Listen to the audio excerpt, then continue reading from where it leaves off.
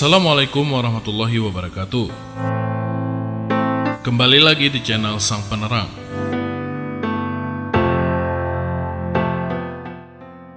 Pada kesempatan kali ini, mari kita dengarkan 6 makhluk akan muncul sebelum hari kiamat akhir zaman. Jangan lupa sukai video ini, komen, dan berlangganan, serta bagikan video ini agar bermanfaat bagi kita semua.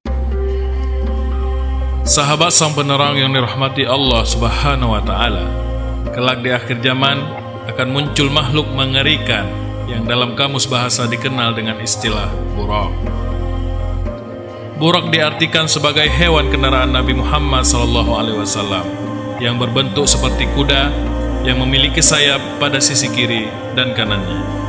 Burak juga sering diartikan sebagai burung yang datang dari surga. Ada beberapa makhluk yang akan muncul di akhir zaman kelak. Makhluk-makhluk ini selain burak, akan muncul makhluk yang berbentuk paling mengerikan, yang belum pernah kita lihat sebelumnya di dunia yang fana ini. Berikut adalah makhluk-makhluk yang akan muncul di akhir zaman. Yang pertama, Dabat al-Arch. Dabat al-Arch adalah sebuah nama yang berarti binatang buas atau monster yang muncul dari perut bumi. Dalam Islam, binatang ini masuk sebagai salah satu tanda sebelum datangnya hari penghakiman. Binatang melata ini akan keluar di kota Mekah, dekat dengan Gunung Syafa. Setelah peristiwa matahari terbit dari barat, ia akan berbicara dengan kata-kata yang fasih dan jelas. Dabal Araj ini akan membawa tongkat Musa dan cincin Sulaiman. Ibnu Jurai mengatakan bahwa Ibnu Jubair menjabarkan binatang ini dengan rinci. Kepalanya seperti kepala kerbau, matanya seperti mata babi, telinganya seperti telinga gajah, tanduknya seperti tanduk rusa jantan, lehernya seperti leher burung unta, dadanya seperti dada singa, warna kulitnya seperti warna kulit harimau, panggulnya seperti panggul kucing, ekornya seperti ekor biri-biri jantan, dan kakinya seperti kaki unta. Di antara sepasang persendiannya sejarak 12 ukuran garis lurus. Yang kedua adalah Ya'jud dan Ma'jud. Ya'jud dan Ma'jud adalah sebutan dari suatu bangsa yang muncul pada akhir zaman, yang memiliki kekuatan sebagai perusak dan penghancur kehidupan di muka bumi ini. Kisah tentang kaum ini terdapat dalam ajaran agama Yahudi, kitab Kejadian umat Kristen, dan kitab suci umat Islam Al-Quran. Mengenai sekelompok manusia, Ya'jud dan Ma'jud dalam tradisi religius digambarkan dalam istilah yang tidak jelas. Ada yang menyebutkan sebagai bentuk manusia, makhluk berbentuk raksasa. Ya'jud dan Ma'jud juga muncul dalam banyak mitos dan cerita rakyat di banyak negara. Ya'jud dan Ma'jud adalah dua bangsa yang sangat besar jumlahnya. Mereka masih keturunan Adam, sebagaimana dijelaskan dalam hadis sahih Bukhari dan Muslim. Walaupun mereka dari jenis manusia keturunan Adam, namun mereka memiliki sifat khas yang berbeda dengan manusia biasa. Ciri utama mereka adalah perusak dan jumlah mereka yang sangat besar, sehingga ketika mereka turun dari gunung, seakan-akan air bah yang mengalir. Tidak pandai berbicara dan tidak fasih, bermata kecil atau sipit, berhidung kecil, lebar mukanya, merah warna kulitnya, seakan-akan wajahnya seperti perisai dan sifat-sifat lain. Yang ketiga, akan datang Imam Mahdi. Imam Mahdi atau Muhammad Al-Mahdi, seorang yang memandu, adalah seorang muslim berusia muda yang akan dipilih oleh Allah Subhanahu wa Ta'ala untuk menghancurkan semua kezaliman dan menegakkan keadilan di muka bumi sebelum datangnya hari kiamat. Nama Imam Mahdi sebenarnya seperti yang disebutkan dalam hadis di atas. Ia bernama Muhammad, seperti nama Nabi Muhammad. Nama ayahnya pun seperti nama ayah Nabi Muhammad SAW, yaitu Abdullah. Nama Imam Mahdi sama persis dengan Rasulullah SAW, yaitu Muhammad bin Abdullah. Dalam hadis yang disebutkan di atas, Imam Mahdi akan memimpin selama 7 atau 8 atau 9 tahun lamanya.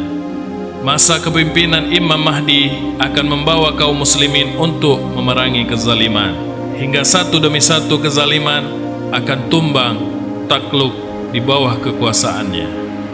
Kemenangan demi kemenangan yang diraih Imam Mahdi dan pasukannya akan membuat murka raza kezaliman, yaitu Dajjal, sehingga membuat Dajjal keluar dari persembunyiannya dan berusaha membunuh Imam Mahdi serta pengikutnya. Yang keempat adalah Dajjal. Dajjal adalah seorang tokoh kafir yang jahat. Dalam eskatologi Islam, ia akan muncul menjelang kiamat. Dajjal membawa fitnah di akhir zaman.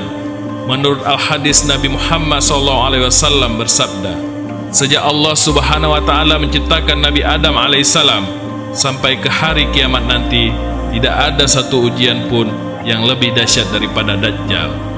Nabi Muhammad SAW mengingatkan para pengikutnya untuk membaca dan menghafal 10 ayat pertama dalam surat Al-Kahfi sebagai pelindung dari Dajjal.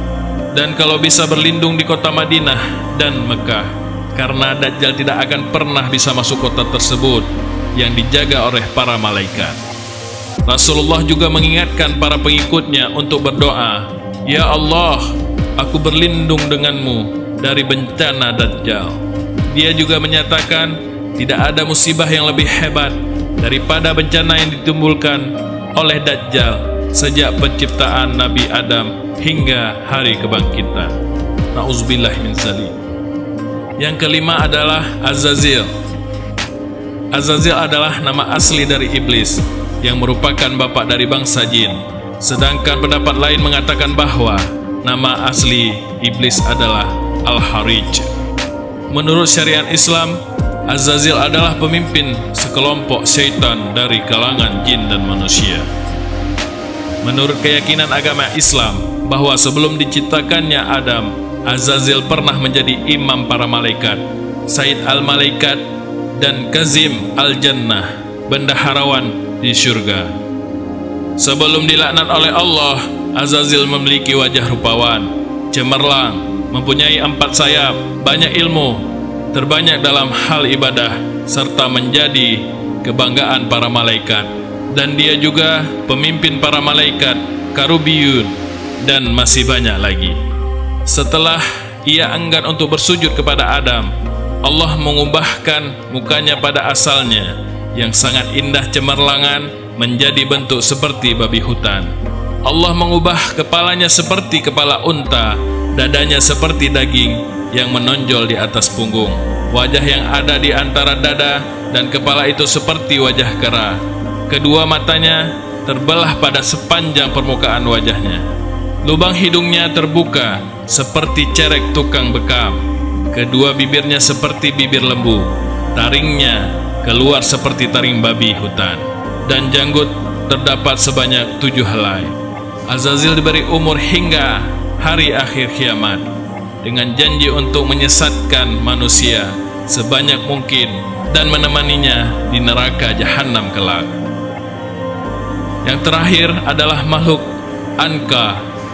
Anka adalah seekor burung besar misterius dalam mitologi Islam.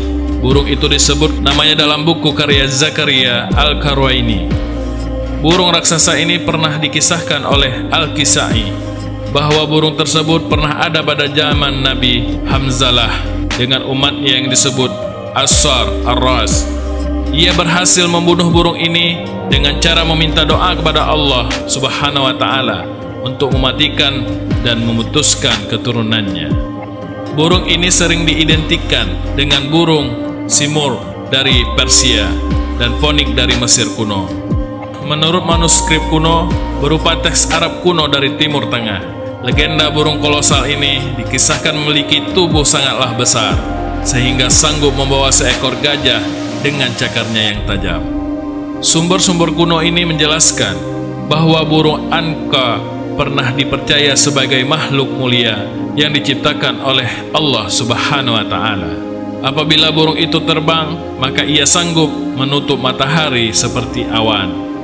Bulunya memiliki warna yang sangat banyak, lehernya seperti leher unta, memiliki 4 sayap, 2 panjang, serta 2 lagi ukurannya lebih pendek. Sahabat sang penerang yang dirahmati Allah Subhanahu wa Ta'ala, begitulah Allah menciptakan makhluk dan keajaiban-keajaiban pada akhir zaman, bahwa apa yang difirmankannya merupakan bukti-bukti kebenarannya. Semoga kita dijauhkan dari segala mara bahaya, fitnah Dajjal dan akhir zaman. Akhirul kalam, Assalamualaikum warahmatullahi wabarakatuh. Sampai jumpa pada kisah-kisah berikutnya.